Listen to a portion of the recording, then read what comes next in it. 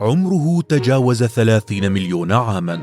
مياهه الأعذب في العالم، احتفظ بها الملوك بأوان من ذهب وسط كنوزهم.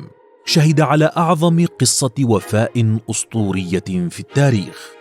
أعظم أسرار الحياة لمصر والمصريين في تدفقه حياتهم، وجفافه جعلهم يأكلون لحوم بعضهم وأطفالهم ذات يوم.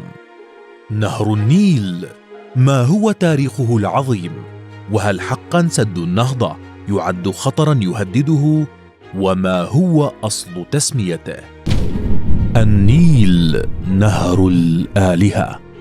ارتبطت حياة المصريين وأقدارهم منذ القدم بنهر النيل. استقروا على ضفافه مؤسسين لحضارة عظيمة لعبت فيها الزراعة الدور الأكبر، فقدسوه ومجدوه حتى بات إله النماء الذي يمنع عنهم القحط والجدب. وثمة العديد من الأساطير المرتبطة بالنيل، منها أن النيل هبة الآلهة، وأن موسم فيضانه يبدأ بظهور النجم الأسطع، وعندما يفيض يجلب الرخاء والخصوبة. وأشهر الأساطير عن النهر هي أسطورة أوزوريس وإيزيس، التي تقول إن أوزوريس قتل على يد شقيقه سيت، الذي قطع جثته إلى 40 قطعة وألقاها بالنيل الذي حملها إلى البحر المتوسط. وهناك نجحت زوجته إيزيس في العثور عليها وجمعها، وبفضل قوى السحر التي كانت تتمتع بها تمكنت من إحياء أوزوريس والحمل منه، وأنجبت الإله حورس الذي ترعرع في الدلتا بعيدا عن عمه. وفيما بعد نجح حورس في الانتقام لوالده أوزوريس بقتل عمه سيت. لذلك كان المصريون يعتقدون أن فيضان النيل هي دموع إيزيس حزنا على وفاة زوجها أوزوريس. وما يزال المصريون إلى اليوم يحيون عيد وفاء النيل، ومنذ ذلك الوقت صاروا يرمون للنهر كلما فاض أو غضب فتاة جميلة كقربان لتهدئته، وهي ما أطلق عليها أسطورة عروس النيل، إلى أن منعهم عمرو بن العاص عن ذلك بعد الفتح الإسلامي. النيل اليوم. يعتبر نهر النيل ثاني أطول أنهار العالم بعد نهر الأمازون، ويبلغ طوله حوالي 6690 كيلومترا. يمر النهر العظيم ب10 دول يطلق عليها دول حوض النيل، ومن أعجوبته أنه يتجه من الجنوب إلى الشمال في مسار اتخذه قبل 30 مليون سنة بحسب الدراسات.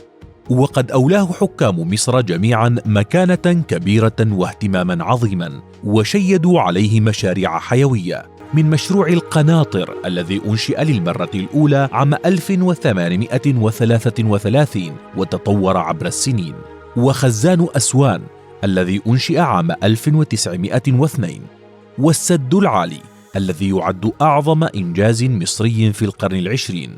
بدأ العمل فيه عام 1960 واستغرق 10 أعوام ليعد من أضخم الخزانات المائية في العالم. كوارث ضربت النهر العظيم.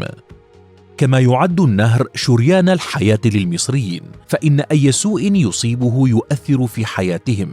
ومن الكوارث التاريخية التي كابدتها الأمة المصرية بسبب جفاف أصاب النيل وأوقفه عن الجريان هي المجاعة التي وقعت زمن الخليفة الفاطمي المستنصر بالله، المعروفة بالشدة المستنصرية، التي تسبب فيها غياب مياه النيل بمصر لسنين متواصلة عرفت بالعجاف. لم ينسها المصريون رغم مرور أكثر من 1000 عام على حدوثها، إذ عم القحط والغلاء الشديد مصر إلى درجة اضطرت المصريين لفعل أشياء لا يصدقها العقل، مثل شوي الوالدين لطفلهما الصغير وأكله. ويحارب المصريون اليوم خطرا كبيرا يتهدد نهرهم وشريان حياتهم، وهو سد النهضة الأثيوبي الذي أنشأته إثيوبيا على النيل الأزرق، الرافد الرئيس للنيل، ما سبب أضرارا هائلة على مصر والسودان بسبب قدرته الهائلة على تخزين المياه والمبالغة الهندسية الخطيرة في إنشائه، خاصة أنه صمم لتخزين 11 مليار متر مكعب فقط، بينما يخزن فيه اليوم 74 مليار متر مكعب، ما يجعله قنبلة مائية موقوتة قد تنفجر بأية لحظة، متسببة بتسونامي سيودي بحياة 20 مليون إنسان يعيشون على طول النيل الأزرق. حكايات كثيرة ارتبطت بالنهر، وكان لسبب تسميته نصيب كبير منها أيضا، إذ تشير مصادر إلى أن الأصل اللغوي لكلمة النيل يوناني وهو نيلوس، بينما يقول البعض إن أصول الكلمة فينيقية اشتقت من الكلمة السامية نهل بمعنى مجرى أو نهر.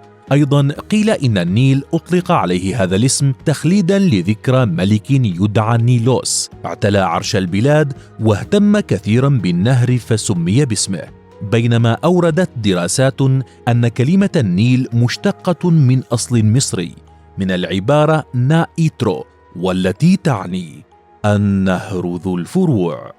فما رأيك بحكاية نهر مصر العظيم؟ وهل سيستطيع مواجهة الخطر الجديد الذي يهدد وجوده؟